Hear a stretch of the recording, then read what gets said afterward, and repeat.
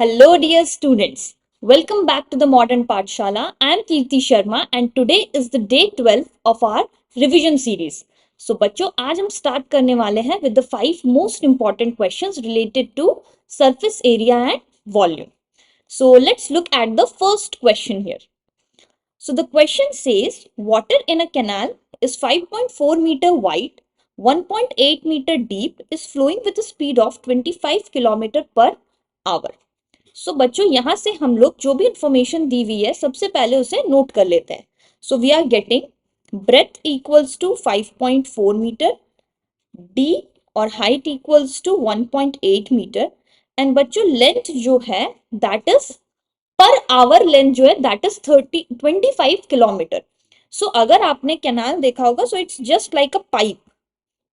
तो यहाँ पर अगर हम एक सिलेंड्रिकल पाइप होती है जनरली, बट अगर हम इसे क्यूबॉइड के फॉर्म में देखें तो यहाँ पर ये जो है ना दिस पार्ट लेंथ जो कि बहुत बड़ा वाला पार्ट होता है, सो दैट इज पर हावर वो 25 किलोमीटर डिस्टेंस कवर कर रहा है. सो उसे हम मान सकते हैं length. So length is going to be 25 kilometre. So उससे हम मीटर में कन्वर्ट कर लेंगे. So that will be just 25,000 metre. Now we can easily find out the volume using the formula of length, breadth and height. So once we have got the volume easily, now what we can do is we need to find how much area can it irrigate in 40 minutes. तो जो हमें volume मिला that is 5.4 into 1.8 into 25,000, इसे हम ये 1 our के लिए था. तो 40 मिनट्स के लिए क्या करेंगे, हम 40/60 करके 40 मिनट्स वाली जो भी वॉल्यूम है उसे निकाल सकते हैं. अब देखो क्वेश्चन में क्या बोला है, how much area can it irrigate in 40 minutes if 10 centimetre of standing water is needed. तो अगेन जब हमें वॉल्यूम पता हो तो वॉल्यूम की एक और फॉर्मूला होती है एरिया इनटू हाइट. वॉल्यूम हमें पता है, एरिया हमें निकालना है एंड हाइट हमें गिवन है 10 सेंटीमीटर, जिसे अगेन हम कन्वर्ट कर लेंगे 10/100. So this is going to be area, हम सिंपली निकाल सकते हैं वॉल्यूम बाय हाइट की फॉर्मूला से. सो यहाँ वॉल्यूम के फॉर्मूला को सब्सटीट्यूट कर देना एंड हाइट आपको ऑलरेडी गिवन है 10 centimetre that is 0.1 metre. So you can easily get the volume of you can easily get the value of area from here. So ये question बच्चों काफी बार पूछी गई है. सो इस टाइप के क्वेश्चन आपके एनसीईआरटी के बुक में भी है. सो आप डेफिनेटली इस टाइप के क्वेश्चन को प्रैक्टिस करना. Now let's look at the second question. So the radius and height of a cone are in the ratio 5:12. So हम simply radius को मान लेते हैं 5x, height को मान लेते हैं 12x and volume हमें given है किसके लिए, for cone. So cone की volume क्या होती है 1/3 pi r square h. अब इसमें हम सब्सटीट्यूट कर देते हैं 314 is equal to 1/3 into 22/7. So this is going to be 5x into 5x into 12x. So यहाँ से हम simplify करें. So from here we will get the value of x cube to be 314 into 7 into 3 by 22 times 5 times 5 times 12. तो बच्चों आप इसको simplify कर लेना, you will get the value of x and आप x की वैल्यू को सब्सटीट्यूट करके रेडियस एंड h निकाल सकते हो. And once you have the radius and the height we can easily find out the slant height, जिससे हमें TSA मिल जाएगा that is nothing but pi r l plus pi r square. So इस type के question भी simple है. Now let's look at the third question. So this question says a sphere of diameter 12 centimeter is dropped in a cylinder filled with water.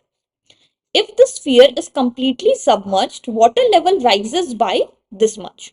Find the diameter of the cylinder.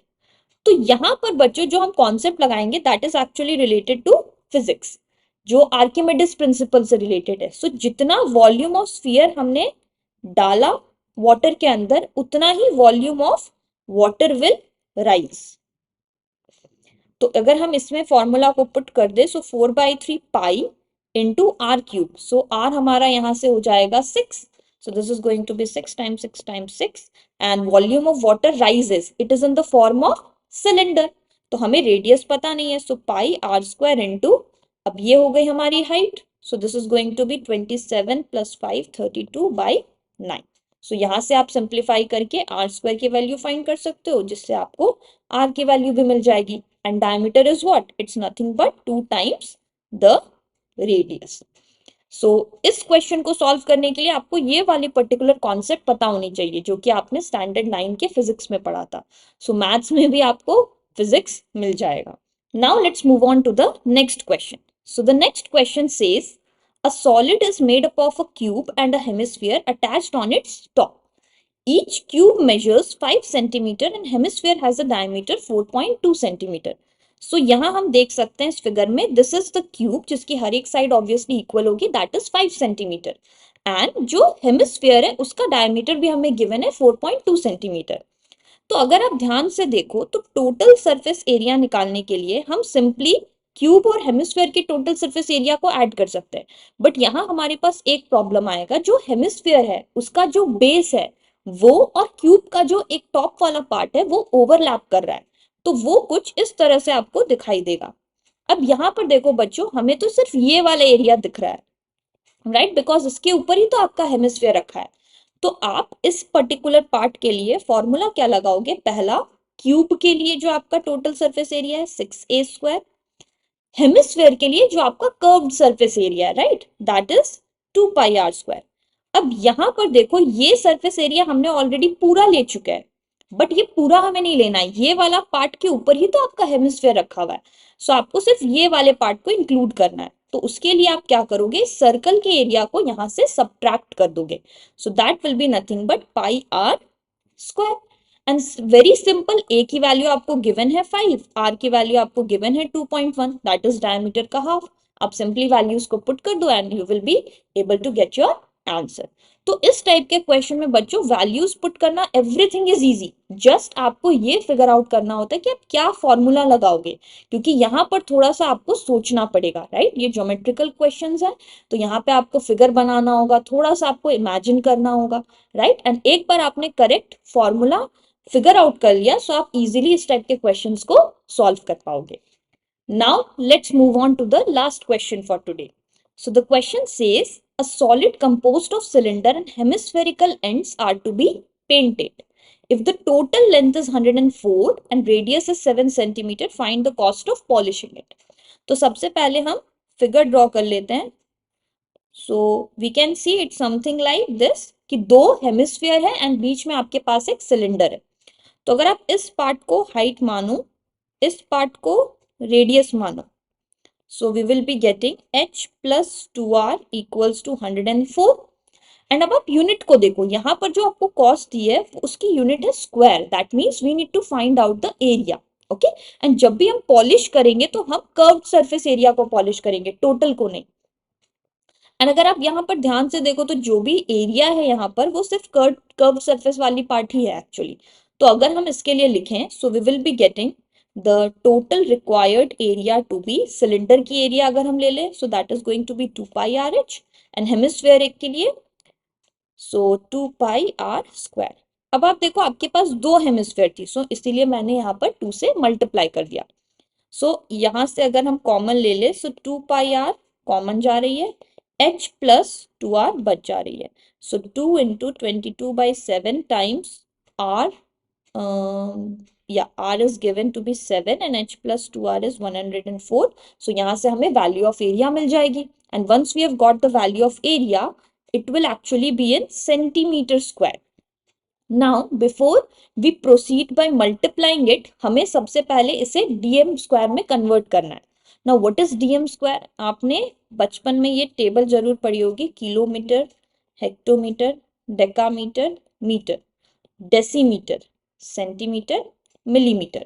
सो आप centimetre से decimetre में जा रहे हो तो basically आपको उसे divide करना पड़ेगा। तो जो भी वैल्यू आपकी आ रही है उसे आप 100 से डिवाइड कर दीजिए। वाई 100? क्योंकि स्क्वायर है ना, सो 10 into 10 दो बार आप डिवाइड कर दीजिए, you will easily get your answer in dm square। now once you have got the answer in dm square we can easily multiply it by ₹10 to get our final answer। So this is how इस तरह के question हम approach करेंगे। कभी कभी क्या होता है बच्चों कि आपको क्वेश्चन में फिगर दे दिया रहता है, बट अगर आपको क्वेश्चन में फिगर नहीं गिवन है तो आप डेफिनेटली फिगर बनाइए अपने अंडरस्टैंडिंग के लिए भी एंड साथ में एक्स्ट्रा मार्क्स के लिए भी, क्योंकि जब भी कोई टीचर, कोई भी एग्जामिनर आपका पेपर चेक करेगा तो अगर आपने फिगर बनाया होगा ना तो उनके लिए भी बहुत ईजी होगा समझने कि आपने कैसे क्वेश्चन को अप्रोच किया है। Okay, so never forget to draw figures in case of geometry. Now it's the time for our bonus step.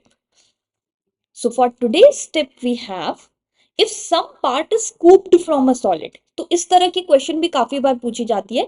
जैसे मान लो कि आपके पास कोई सिलेंडर है जिससे हमने कोन शेप का स्कूप आउट कर लिया, तो हमेशा याद रखना कि एरिया इसकी इंक्रीज हो रही है। क्यों?